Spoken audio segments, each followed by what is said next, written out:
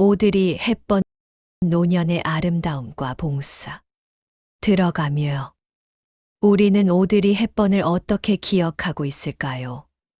검은 드레스를 입고 진주 목걸이를 한 우아한 모습. 큰 선글라스를 쓴 세련된 여인의 이미지를 떠올리실 겁니다. 1950, 60년대 할리우드를 대표하는 배우로서 로마의 휴일, 티파니에서 아침을, 마이 페어 레이디 같은 명작을 남겼습니다. 하지만 오늘 나눌 이야기는 화려한 스크린 위의 오드리가 아닙니다.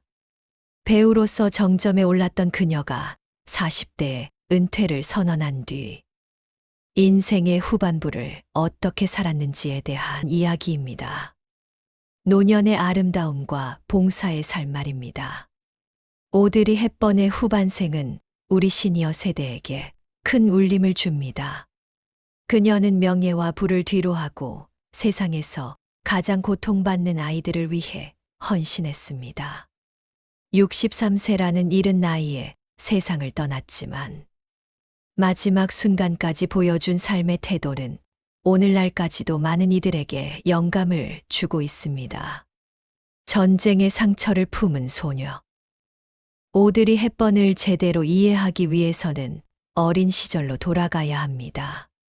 1929년 벨기에에서 태어난 그녀는 유복한 환경에서 자랐지만 인생은 평탄하지 않았습니다. 1935년 6살 때 아버지가 집을 떠났습니다. 이 상실감은 평생 그녀를 따라다녔고 훗날 타인에 대한 깊은 공감 능력의 뿌리가 되었습니다. 더 큰 시련은 제2차 세계대전 중에 찾아왔습니다. 네덜란드로 이주한 오드리는 나치 점령하에서 청소년기를 보냈습니다. 1944~5년 굶주림의 겨울 동안 그녀는 극심한 기아를 경험했습니다. 튤립 구근과 풀을 먹으며 연명했고 영양실조로 평생 건강에 영향을 받았습니다. 전쟁 중 오드리는 발레를 통해 레지스탕스를 돕기도 했습니다. 비밀 공연으로 자금을 모으고 전단을 배포하는 위험한 일도 했습니다. 친척이 나치에 의해 처형되는 것을 목격하기도 했습니다. 전쟁이 끝난 후 유니세프를 통해 전달된 구호물자는 그녀의 생명줄이었습니다. 성인이 된 오드리는 유니세프가 나를 살렸다.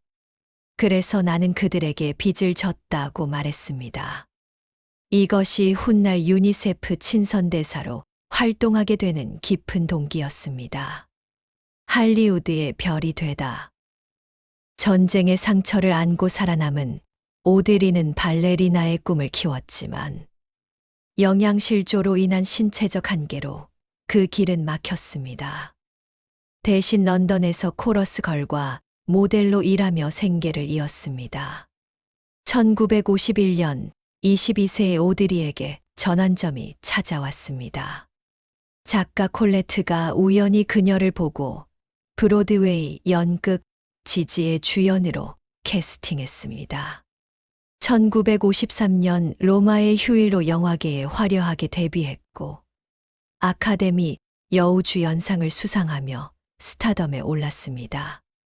이후 사브리나, 티파니에서 아침을, 마이 페어 레이디 등 명작들이 연이어 개봉되었습니다. 오드리는 당시 마릴린 먼로나 엘리자베스 테일러와는 다른 우아하고 지적인 이미지로 새로운 미의 기준을 제시했습니다. 하지만 화려한 성공 뒤에는 늘 불안이 있었습니다. 오드리는 완벽주의자였고 여러 번의 유산을 경험하며 큰 상처를 받았습니다. 가정을 선택한 여배우. 1960년대 중반 오드리는 할리우드에서 가장 인기 있는 배우였습니다. 하지만 1967년 놀라운 결정을 내렸습니다. 영화계 은퇴 선언이었습니다. 이유는 명확했습니다. 아이들과 더 많은 시간을 보내고 싶다는 것이었습니다. 두 아들과 함께 평범한 어머니로 살고 싶었습니다. 할리우드에서는 이해할 수 없는 선택이었지만 오드리에게는 명확한 우선순위가 있었습니다. 오드리는 스위스의 작은 마을에 정착했습니다. 정원을 가꾸고 요리를 하고 아이들을 돌보며 평범한 일상을 즐겼습니다. 화려한 할리우드와는 전혀 다른 소박하고 평온한 생활이었습니다. 선택적으로 의미 있는 작품에만 참여했고 대부분의 시간은 가족과 함께 보냈습니다. 그녀는 내가 가장 자랑스러워하는 것은 영화배우로서의 성공이 아니라 좋은 어머니가 되려고 노력했다는 것이라고 말했습니다. 유니세프와의 운명적 만남. 1988년 59세의 오드리는 유니세프 친선대사로 임명되었습니다. 이것은 평생의 빚을 갚을 수 있는 기회였고 새로운 삶의 목적이었습니다.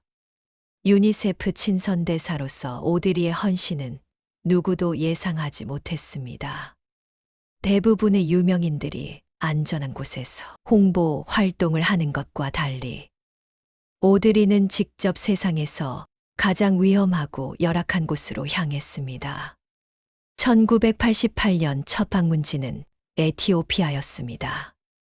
극심한 기근으로 수많은 아이들이 굶주리고 있었습니다. 오드리는 아이들을 직접 안아주고 먹을 것을 주고 함께 울었습니다.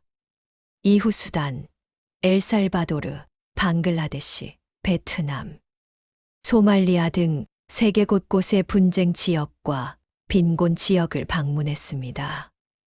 60대 초반의 나이에도 열악한 환경을 마다하지 않았습니다.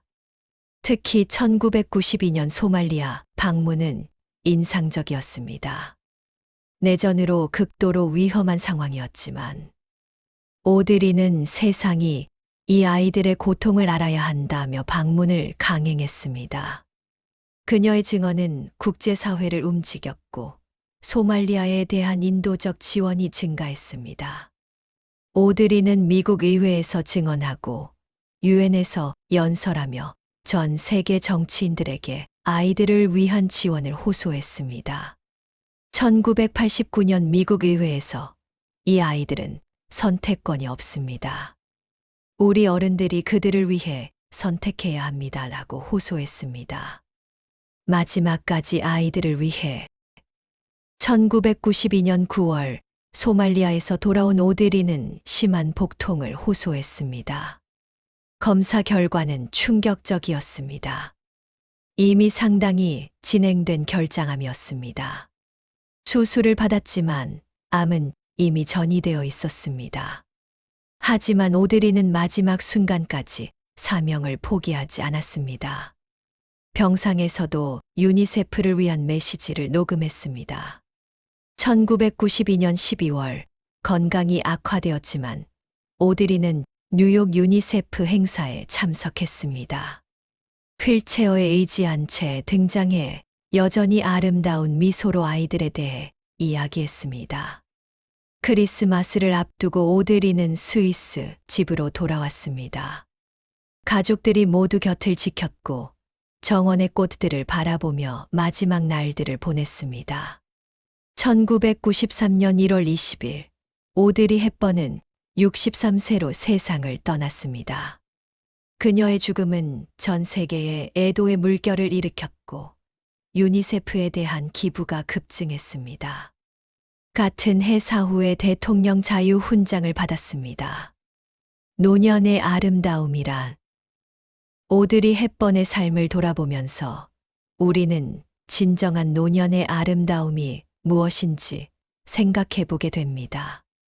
그녀는 젊은 시절 외모로 사랑받았지만 가장 아름다웠던 시기는 60대 초반 유니세프 친선대사로 활동하던 때였다고 많은 사람들이 말합니다. 주름이 생기고 흰머리가 섞였지만 그녀의 눈빛은 더욱 깊어졌고 미소는 더욱 따뜻해졌습니다. 아프리카의 굶주린 아이를 안고 있는 60대 오드리의 사진은 20대 때 보여준 미모 못지않게 아름답습니다. 그녀가 보여준 노년의 아름다움은 외모가 아니라 내면에서 나왔습니다. 타인을 위한 헌신, 약자에 대한 공감, 자신의 특권을 베푸는 관대함. 마지막 순간까지 의미 있는 삶을 살려는 의지가 그녀를 아름답게 만들었습니다. 오드리는 말했습니다. 아름다운 입술을 갖고 싶으면 친절한 말을 하세요. 아름다운 눈을 갖고 싶으면 사람들에게서 좋은 점을 보세요. 이것은 그녀가 실제로 살았던 철학이었습니다. 나이가 들수록 당신은 두 개의 손을 갖게 됩니다. 하나는 자신을 돕기 위한 것이고 다른 하나는 타인을 돕기 위한 것입니다. 노년의 삶이 어떠해야 하는지를 명확하게 보여줍니다. 우리가 배울 수 있는 것들. 오드리 헵번의 삶에서 우리 시니어 세대가 배울 수 있는 교훈은 무엇일까요? 첫째, 과거의 성공에 안주하지 않는 것입니다. 오드리는 60대에 새로운 도전을 시작했습니다. 우리도 나이가 들었다고 새로운 것을 시작하기에 늦은 것은 아닙니다. 둘째, 자신만의 우선순위를 명확히 하는 것입니다. 오드리는 명성보다 가족을, 돈보다 봉사를 선택했습니다. 세상의 기준이 아니라 자신의 가치관에 따라 살았습니다. 셋째, 과거의 상처를 치유의 힘으로 바꾸는 것입니다. 오드리는 어린 시절 겪은 굶주림과 전쟁의 고통을 타인을 돕는 동력으로 승화시켰습니다. 넷째, 나눔의 기쁨을 발견하는 것입니다. 반드시 큰 돈이나 명성이 필요한 것은 아닙니다. 우리 각자가 가진 시간, 경험, 지혜를 나눌 수 있습니다. 다섯째, 마지막까지 의미 있는 삶을 사는 것입니다. 오드리는 암 진단을 받은 후에도 자신이 할 수 있는 일을 계속했습니다. 실천할 수 있는 것들. 오드리의 삶에서 영감을 받아 우리가 실천할 수 있는 것들은 무엇이 있을까요? 작은 봉사부터 시작하기, 동네 복지관에서 주 1회 봉사. 독거노인 도시락 배달, 학교 앞 교통 지도 등 우리 주변에는 도움의 손길이 필요한 곳이 많습니다. 경험과 지혜 나누기, 평생 쌓아온 지혜는 귀중한 자산입니다. 청소년 멘토링, 창업 상담, 인생 상담 등으로 다음 세대와 지혜를 나눌 수 있습니다. 건강 관리하기. 오드리가 마지막까지 활동할 수 있었던 것은 평소 건강 관리 덕분이었습니다. 규칙적인 운동, 균형 잡힌 식사는 활동적인 노년을 위한 기본입니다. 새로운 것 배우기, 외국어, 악기, 그림, 컴퓨터 등 새로운 것을 배우는 것은 두뇌 건강에도 좋고 삶의 활력소가 됩니다. 관계 맺기, 동호회 활동, 평생교육 원수가, 종교 활동 등을 통해 같은 관심사를 가진 사람들과 교류할 수 있습니다. 내면의 풍요로움. 오드리의 후반생에서 가장 인상적인 것은 내면의 풍요로움이었습니다. 스위스의 조용한 집에서 정원을 가꾸고 책을 읽고 음악을 듣고 명상하는 시간을 가졌습니다. 그녀는 자연을 사랑했습니다. 꽃을 가꾸고 새들을 관찰하고 산책하는 것을 즐겼습니다. 이런 소박한 즐거움들이 그녀의 삶을 풍요롭게 만들었습니다. 독서도 좋아했습니다. 특히 시를 사랑했고 자주 낭송했습니다. 말년에는 아이들을 위한 시와 이야기를 녹음하기도 했습니다. 명상과 성찰의 시간도 중요합니다. 노년에는 자신의 삶을 돌아보고 의미를 찾고 내면의 평화를 추구할 시간이 있습니다. 이것은 귀중한 선물입니다. 희망의 메시지. 오드리 헵번의 삶이 우리에게 주는 가장 큰 메시지는 희망입니다. 전쟁의 폐허 속에서 살아남은 소녀가 세계적인 스타가 되었고, 다시 그 모든 것을 내려놓고 세상을 위해 헌신했습니다. 나이가 들었다고 우리 인생이 끝난 것이 아닙니다. 오히려 지금부터가 진정으로 자유로운 시기일 수 있습니다.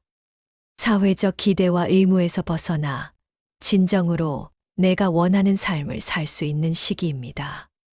60대의 유니세프 친선대사가 된 오드리처럼 우리도 새로운 도전을 시작할 수 있습니다. 나이는 숫자일 뿐 우리의 열정과 의지가 더 중요합니다. 또한 오드리의 삶은 진정한 성공이 무엇인지 다시 생각하게 합니다. 돈과 명예가 성공의 전부가 아닙니다. 사랑하는 사람들과 함께 보낸 시간, 타인을 도운 경험, 의미 있는 일을 한 기억, 이런 것들이 진정한 성공입니다. 마무리하며요.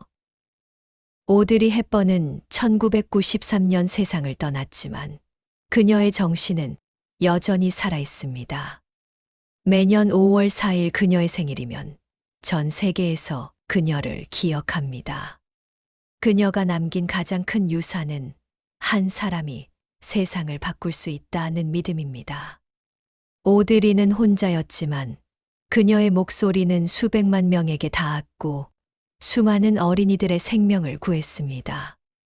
우리 시니어 세대도 마찬가지입니다. 우리 한 사람 한 사람이 세상을 조금 더 나은 곳으로 만들 수 있습니다. 그것이 작은 친절이든 자원봉사든 지혜를 나누는 것이든 상관없습니다. 오드리는 말했습니다. 불가능한 것은 없습니다. 그 단어 자체가 나는 가능하다라고 말하고 있으니까요. 우리의 나이도 환경도 한계도 우리를 막을 수 없습니다. 오드리가 보여준 노년의 아름다움은 화려함이 아니라 따뜻함이었습니다. 완벽함이 아니라 진정성이었습니다. 성취가 아니라 나눔이었습니다. 이것이 진정한 아름다움이고 우리가 추구해야 할 노년의 모습입니다. 우리 모두는 각자의 방식으로 아름다운 노년을 만들어 갈 수 있습니다. 나이가 들었다는 것은 끝이 아니라 새로운 장의 시작입니다. 경험과 지혜로 무장한 우리는 이제 진정으로 의미 있는 삶을 살 준비가 되어 있습니다. 마지막으로 오드리 헵번의 말로 이 글을 마무리하겠습니다. 내가 삶에서 배운 가장 중요한 것은 우리가 이 세상의 도움의 손길을 내밀기 위해 태어났다는 것입니다. 여러분, 우리 모두 아직 할 수 있는 일이 많습니다. 세상은 여전히 우리를 필요로 합니다. 오드리 헵번처럼 우리도 우리만의 방식으로 이 세상을 조금 더 따뜻하고 아름다운 곳으로 만들어 갑시다.